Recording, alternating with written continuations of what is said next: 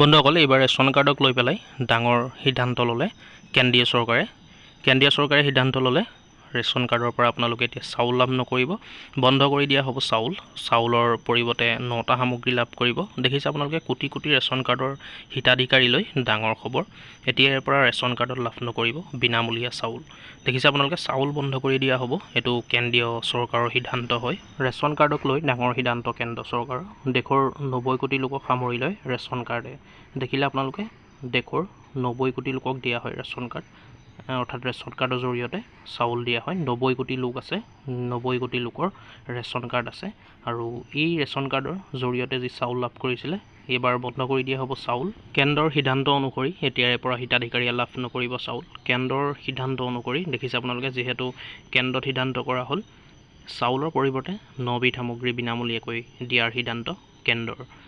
9বিধ সামগ্ৰী দিব চাউলৰ পৰিৱৰ্তে। কি সামগ্ৰী দিব আপোনালোকক মই জনাই আছোঁ। আপোনালোকে ভিডিঅ'টো শেষলৈকে চাই থাকিব, তেতিয়াহে আপোনালোকে গম পাব কি 9বিধ বিনামূলীয়াকৈ সামগ্ৰী দিব। আৰু এই 9বিধ সামগ্ৰী বিনামূলীয়াকৈ দিব, সম্পূৰ্ণ বিনামূলীয়াকৈ লাভ কৰিব চাউলৰ পৰিৱৰ্তে এই 9বিধ সামগ্ৰী। ৰেচন কাৰ্ড থকা লোকে পাব দাইল, বুট, চেনি, নিমখ, মিঠাতেল, আটা, চয়াবিন, ঘেঁহু, মছলাও পাব বিনামূলীয়াকৈ। দেখিলে আপোনালোকে কি 9বিধ সামগ্ৰী দিব।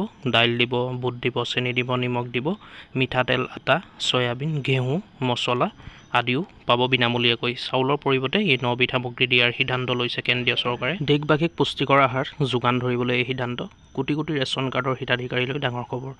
দেখিলে আপোনালোকে ইয়াৰ উদ্দেশ্য কি? দেশবাসীক পুষ্টিকৰ আহাৰ যোগান ধৰা। দেশবাসীক পুষ্টিকৰ আহাৰ যোগান ধৰিবলৈ কেন্দ্ৰীয় চৰকাৰে লৈছে এইটো সিদ্ধান্ত। গতিকে দেখিলে বন্ধুসকল, আপোনালোকে চাউলৰ পৰিৱৰ্তে কি 9বিধ সামগ্ৰী দিয়া হ'ব।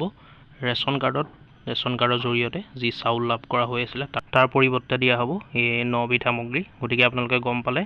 আৰু এতিয়া কথা হ'ল বন্ধুসকল, আপোনালোকে কি ভাবে নিশ্চয় আপোনালোকে কমেণ্ট কৰি জনাব। কাৰণ এই 9বিধ সামগ্ৰী আমাৰ অসমৰ কাৰণে ভাল হ'ব নে সুবিধাজনক হ'ব, আপোনালোকৰ মতামত জনাব নিশ্চয় কমেণ্ট কৰি। কাৰণ অসমত চাউল নহ'লে বা যদি ৰেচন কাৰ্ডৰ জৰিয়তে চাউল লাভ কৰা নহয়, তেতিয়া বিভিন্ন অসুবিধাৰ সন্মুখীন হ'বলগীয়া হয় বা বিভিন্ন অসুবিধা হয়। এই 9বিধ সামগ্ৰী আমাৰ অসমৰ কাৰণে সুবিধা হ'ব নে নহ'ব আপোনালোকে নিশ্চয় কমেণ্ট কৰি জনাব। ভিডিঅ'টো শ্বেয়াৰ কৰিব যাতে সকলোৱে গম পায়। ভিডিঅ'টো লাইক কৰিব, আৰু এনেকুৱা ধৰণৰ বিভিন্ন খা খবৰসমূহ আমাৰ চেনেলৰ জৰিয়তে দি থকা হয়। তাৰ কাৰণে আমাৰ চেনেলটো ছাবস্ক্ৰাইব কৰি ল'ব।